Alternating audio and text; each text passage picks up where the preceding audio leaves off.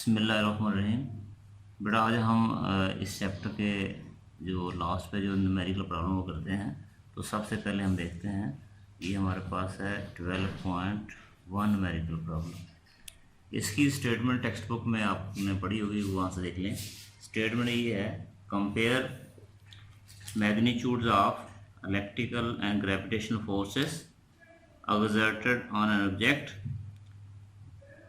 उसकी मैस भी गिवन है, चार्ज भी गिवन है, by an identical object that is place 10 centimetre from the first.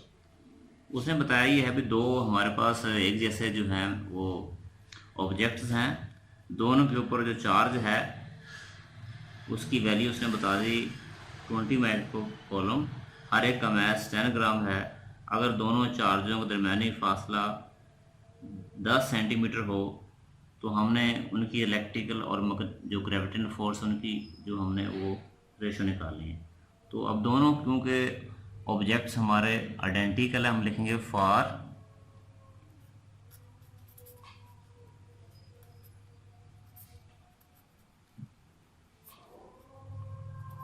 Identical objects. क्योंकि दोनों ऑब्जेक्ट्स एक जैसे हैं लिहाजा उनकी मैथ भी सेम होगी। हम लिखेंगे m1, जो मैथ हमारे पास है उनकी मैथ भी सेम है। उनकी मैथ क्या होगी, math is equal to m1 is equal to m2। दोनों ऑब्जेक्ट की मैथ सेम है और हर एक की जो मैथ है वो हमारे पास थी 10 ग्राम। बेटा अब 10 ग्राम से अब इसको हमने केजी में कन्वर्ट करना चाहते हैं, तो इसका बड़ा मेथड क्या है, अब 10 है इसको 1000 पे कर दिया डिवाइड हमने, तो ये बन गया केजी। अब 0 से 0 कैंसिल, ये होगा हमारे पास 1/100 केजी।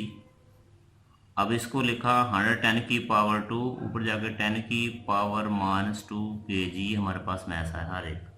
हर एक का मैथ आपके पास आ गया 10 की पावर -2। अब हम देखते हैं उनके ऊपर चार्जेस। भाई चार्ज भी सेम है, Q1 is equal to Q2। दोनों पे चार्ज की सेम वैल्यू, वो लिखा है 20 माइक्रो कॉलम। 20 माइक्रो मीन 10 की पावर -6 कॉलम। डिस्टेंस दोनों के दरमियान में है, डिस्टेंस इजकल टू वार है, वो आपके पास है 10 सेंटीमीटर। सेंटीमीटर 10 की पावर -2 के साथ ये आ गया मीटर, ये है लिखा आपके पास 10 की -2। अब हमने निकालनी है कंपैरिजन ऑफ इलेक्ट्रिकल फोर्स। तो भाई हमने निकालना है FE ओवर FG का कंपैरिजन निकालना है। तो FE हमारे पास इलेक्ट्रिकल फोर्स है, हम लिखेंगे बाई कॉलम्स लॉ।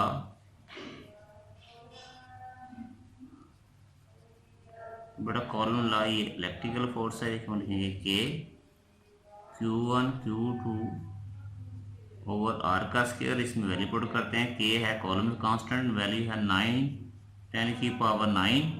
Q1 और Q2, Q1 है 20 10 की -6, ये भी है 20 10 की -6, और जो R लिखा हुआ है वो लिखा है 10 की -2 होल का स्क्वायर। अब इसको यूं देखते हैं, तो भाई हमने लिखा ये 9, फिर इसको लिखा हमने 20, फिर आपके पास 20 है और 10 की पावर 9 -6 डिवाइड बाई, तो भाई 10 का स्क्वायर 100, 10 की -2 ये बेटा हुआ -4। अब इसको सिंप्लीफाई करते हैं। अब इसको मल्टीप्लाई करेंगे 400, तो 9 से मल्टीप्लाई किया तो ये आपके पास 3600 10 की पावर, तो 9 -6 ये 3 -6 ये आएगा -3। तो बेटा ये लिखा आपके पास 100 है, अब इसको लिखा 10 की पावर 200 और ये आ गया 10 की पावर -4। अब इसको लिखा हमने 3600 10 की पावर -3, इनको ऐड करने से ये 10 की पावर -2, 10 की -2। अब हम इसे यूं करते हैं 3600 10 की -2। अब इसको नीचे ले आएंगे तो 10 की पावर +3 3600, इनको बेटा ऐड करने से है 10 की पावर 1 तो 10 होता है और ये डिवाइड आपके पास है 360 newton, that is called F ही हमारे पास है। अब बेटा हमने निकाला है एफ जी, तो वाई हम लिखेंगे कॉलम्स लॉ के लिए हम लिखेंगे by Newton's law of gravitation. तो बेटा हमने पढ़ा था F G is equal to G m1 m2 over r का स्क्वायर। तो g की वैल्यू बेटा होती है 6.67, 10 की पावर -11, m1 और m2 की दोनों की वैल्यू है 10 की -2, फिर 10 की -2, r का स्क्वायर, और बेटा लिखा था 10 की -2 होल का स्क्वायर। अब इसको देखते हैं 6.67, 10 की पावर -11 -2 डिवाइड बाई 10 का स्क्वायर 100, ये बेटा आ गया -4। अब इसको लिखते हैं 6.67, 10 की पावर ऊपर बेटा आ गया -11 -2 तो -15, और बेटा इसको लिखा आपने 10 की पावर 2 और 10 की पावर -4।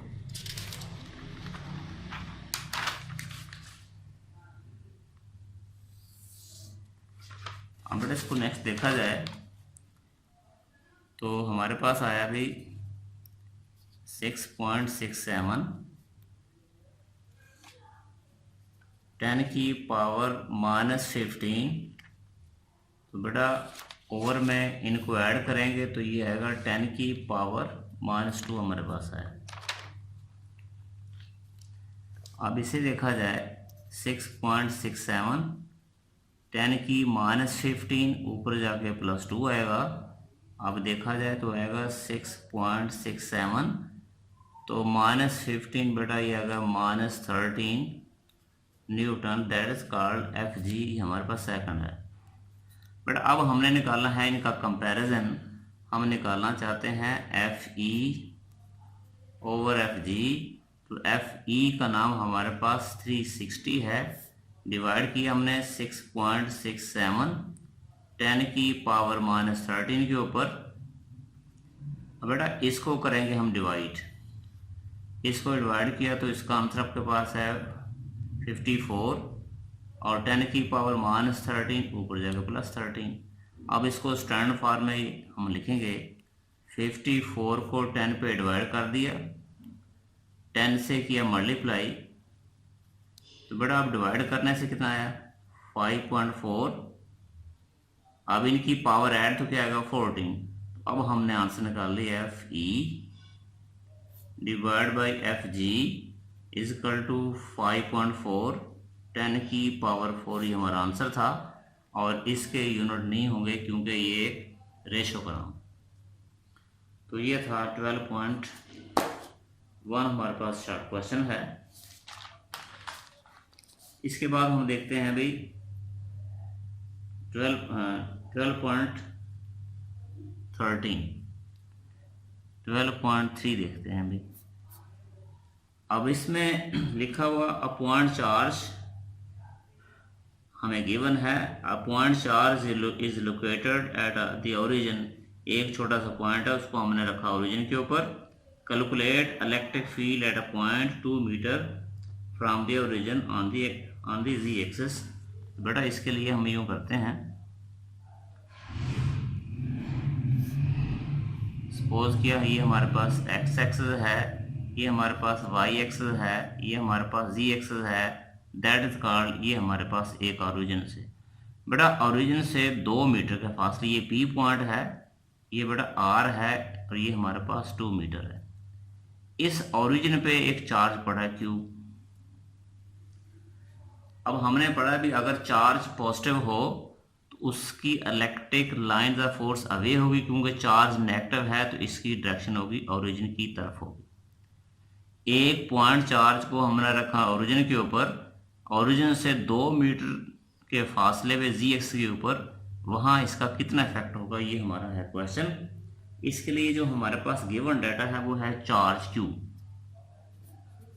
तो बेटा चार्ज क्यू वो गिवन है -8 और साथ लिखा है आपको पास -8 में 10 की पावर -8 कॉलम, और बेटा ये जो फासला इसका डिस्टेंस है ओरिजिन से वो लिखा आर, वो लिखा है 2 मीटर, और हमने निकाली है इलेक्ट्रिक फील्ड इंटेंसिटी ई निकालना चाहती है हमारा क्वेश्चन है। तो बेटा हमने निकालनी है इलेक्ट्रिक फील्ड इंटेंसिटी। तो बेटा ई का इलेक्ट्रिक फील्ड इंटेंसिटी होता है ई इक्वल टू के क्यू ओवर आर का स्क्वायर। जब इसको वेक्टर फॉर्म में लिखेंगे के क्यू तो आएगा क्यू ओवर आर का स्क्वायर और साथ है वेक्टर फॉर्म, क्योंकि हम कह सकते हैं E vector is equal to E, ये मैग्नीट्यूड है और साथ इसकी डायरेक्शन।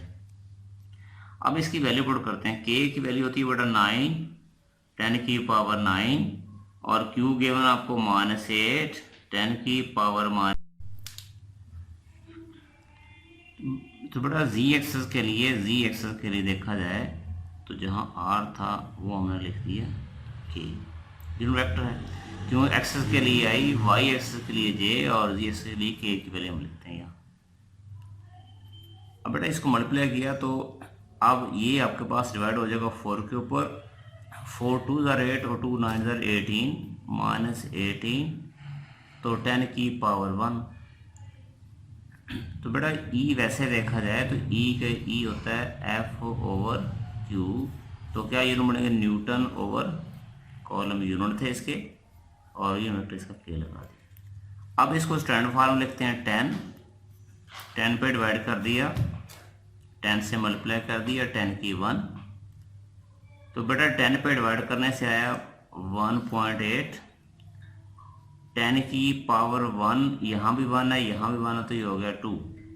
तो हम इसको लिख सकते हैं -1.8 10 की पावर 2 न्यूटन ओवर कॉलम, साथ आ गया के। ये सिंपली हमारा वेयर